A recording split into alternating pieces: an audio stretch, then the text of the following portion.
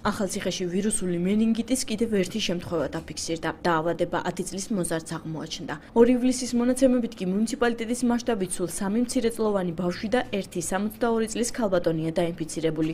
ამასთან დაკავშირებით ახალციხის საზოგადოებრივ ჯანდაცვის ცენტრმა შეტყობინება თბილისიდან მიიღო. ცენტრის ხელმძღვანელის თქმით, აღნიშნული პირების დიაგნოზი დედაქალაქში დადასტურდა. 3 მათგანს დიაგნოზი დაუდასტურდა თბილისში. შეტყობინებებიც იქიდან იქნა მიღებული. 3 მათგანი გაწერილია. 1 დღეს იქნა გადაყვანილი და უტარდება შესაბამისი მკურნალობა. ასაკი 10 წლის, 2 წლის, 6 წლის და 62 წლის ქალბატონი. სამედიცინო ცენტრ უნიმედის სამცხეში ვირუსული მენინგიტის მხოლოდ 1 შემთხვევა გამოვლინდა. ინფექციონისტ ნესტან უშხვანის განმარტებით აქ მენინგიტის 3 საეჭვო შემთხვევა ფიქსირდებოდა, თუმცა მათგან მხოლოდ 1 დადასტურდა. მედიკოსი ამბობს, რომ ბოლო პერიოდში საზოგადოების მხრიდან მომართვიანობა მიმატა, თუმცა მოზარდებს ზემო სასუნთქი გზების სხვა ინფექციები დაუდგინდათ. მომართვიანობა მოიმატა, ნამდვილად მოიმატა. ეს არის ზემოსასწვი გზების ინფექციები სხვადასხვა ლოკალიზაციის. რაც შეეხება ვირუსულ მენინგიტებს, რომელზეც ასეთი ამბავია ატეხილი მთელ საქართველოში და რა თქმა უნდა ჩვენთანაც, ქონდა 3 საეჭვო შემთხვევა და აქედან, ესეთი გადაგზავნილი იქნენ ქალაქ თბილისში დიაგნოზის დასადასტურებლად და დადასტურდა 1 შემთხვევა. გავრცელებული მენინგიტის შესახებ საუბრობენ ახალციხის მაცხოვრებლებიც. მათი თქმით, ვირუსის გავრცელებისგან თავდაცვის მიზნით ზოგად საგანმანათლებლო და სკოლამდელ დაწესებულებებში სასწავლო პროცესი ცოტა ხნით კიდევ უნდა შეჩერდეს. მშობლები მიიჩნევენ, რომ ინფექციისგან თავის დასაღწევად ჰიგიენური ნორმების დაცვაა აუცილებელი. რა ვიცი, მასაც ამბობენ არ არის იმდენად საშიში, ექვემდებარება მკურნალობას და რა.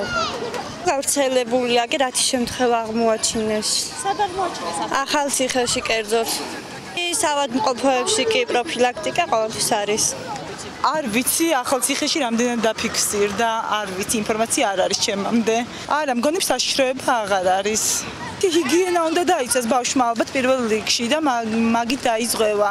თავს დაიზღვევს ყველა მშობელმა უნდა იზრუნოს თავის ბავშვის სისუფთავეზე, ჯანმრთელობაზე.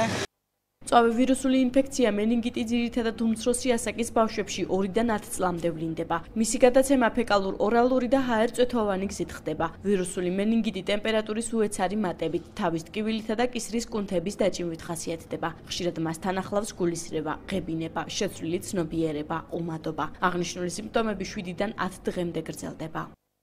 მისი ძირითადი პრევენცია არის ჰიგიენური წესების დაცვა, ანუ ხელების ხშირი დაბანვა და სანიტარული ნორმების განხორციელება. დღეისათვის რაიონში დაფიქსირებული ყველა შემთხვევა ჩაითვალა როგორც მსუბუქად მიმდინარე, ყველა შემთხვევა დაექვემდებარა მკურნალობას.